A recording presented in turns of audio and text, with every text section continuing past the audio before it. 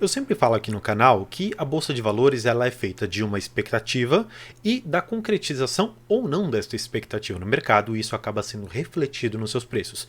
O que isso quer dizer? Na verdade, eu quero mostrar para vocês aqui que um pouco do cenário externo ele reflete muito nas ações da Vale e é sobre ela que nós vamos falar nesse vídeo. Então, vamos lá.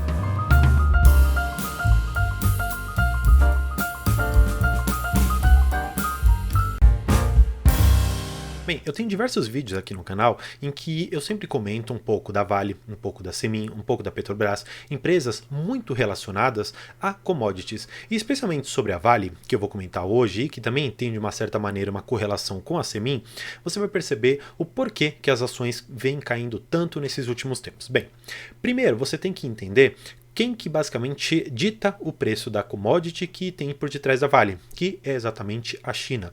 Se você não sabia disso, eu já convido você para deixar um curtir aqui e claro, se você não faz parte ainda do canal, peço também para se inscrever para ter noção sobre diversos conteúdos que podem movimentar a bolsa de valores. Bem, entendido isso, eu acho que é importante você notar que a China, por ditar o preço da commodity, ou seja, do minério de ferro, você precisa estar muito atento ao que passa pela economia chinesa.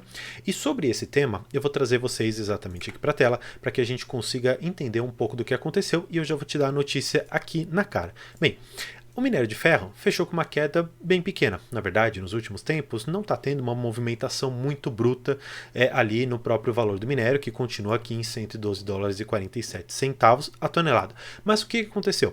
O mercado tinha uma expectativa. E essa expectativa foi frustrada porque os operadores de mercado mostraram uma frustração com a divulgação da nova taxa de juros na China. Além disso, eles mostraram que também eles estavam esperando mais estímulos. Porque o que acontece? Eles reduziram a taxa de juros para pequenas e médias compras lá, para pequenas e médias montas. Ou seja, eles estavam esperando que para grandes incorporadoras e para valores muito mais altos também fossem reduzidos os juros. Na verdade, isso não aconteceu.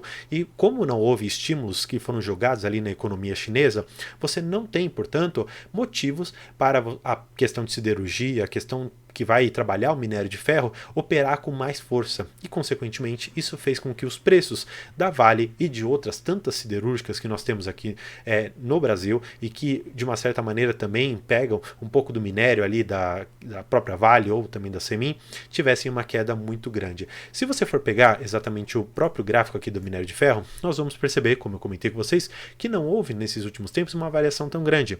Então, nós saímos ali do comecinho de junho de mais ou menos, vou pegar a pior cotação, de 100 dólares e chegamos aqui a algo a 112. Portanto, nós tivemos uma variação positiva aqui de 11,75% e se formos pegar do máximo aqui que chegou, do 115 até o período atual, uma queda de 2,5%, ou seja, nós estamos falando que aqui não houve uma queda tão significativa. Nós estamos falando, na verdade, que muito mais hoje nós estamos preocupados com a questão chinesa do que preocupados com a própria oscilação do commodity. Claro, a commodity ela é ditada pela China e a economia chinesa é a que vai demandar efetivamente o minério que nós produzimos aqui no Brasil, tanto da Vale como da Semin, e isso faz, consequentemente, que os preços eles não fiquem só dependentes deste único fator que é a commodity, mas também de toda a questão chinesa em relação aos estímulos. Portanto, o que você tem que ter em mente é, por exemplo, quando nós estamos falando aqui no Brasil da nossa economia, a gente olha para frente e pensa, poxa, a queda de juros vai ser interessante para algumas small caps. E algumas pessoas já acabam precificando hoje que isso vai acontecer no futuro. Só que imagina comigo a seguinte situação, que chega na reunião de agosto, em que talvez o Banco Central possa reduzir 0,25% ou talvez 0,5% já da nossa taxa de juros, e efetivamente consiga mostrar para aqueles investidores que fizeram a aposta nisso, de que eles estavam certos. Mas imagina, por exemplo, que você chegue ali em agosto e o Roberto Campos Neto, ele fale, bem, por conta de alguns cenários aqui que não estavam previstos ou por conta de alguma situação aqui que nós enxergamos, nós não vamos fazer a redução dos juros aqui da nossa taxa Selic hoje e vamos deixar para a próxima reunião. Imagina o que pode acontecer no mercado numa situação dessa, porque houve uma quebra de expectativa. Com a questão da Vale, estamos nessa mesma ideia. Se você for pegar aqui uma outra notícia também, eles dizem o seguinte para nós. Bem, a Vale ela caiu 2,5% nesta terça-feira, seguindo, claro, uma correção do preço do minério de ferro no exterior e, além disso, repercutiram o corte feito pelo Banco Central Chinês.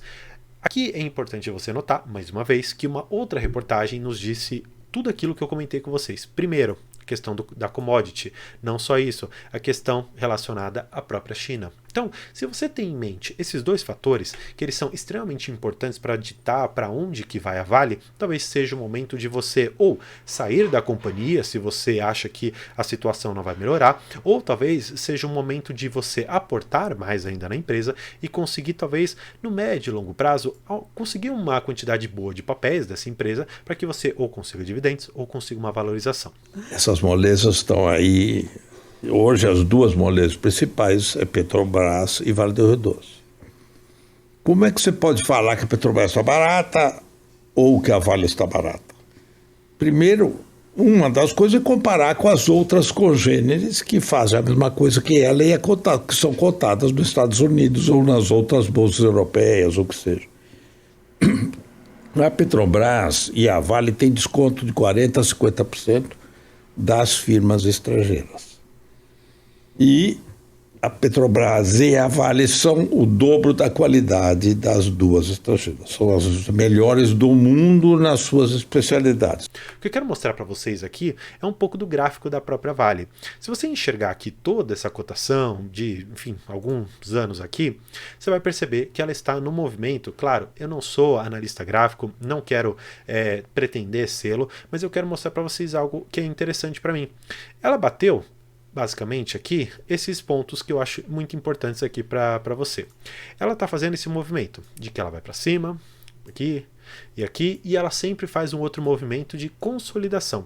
Consolidação não no sentido de que ela está estabelecendo um determinado preço, mas olha só, nós tínhamos um fundo aqui, mais ou menos ali na casa dos seus R$50.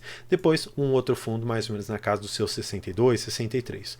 E agora estamos batendo outro fundo aqui em 67, que muito provavelmente, na expectativa que eu tenho olhando para cá, é que ela vai dar um repique.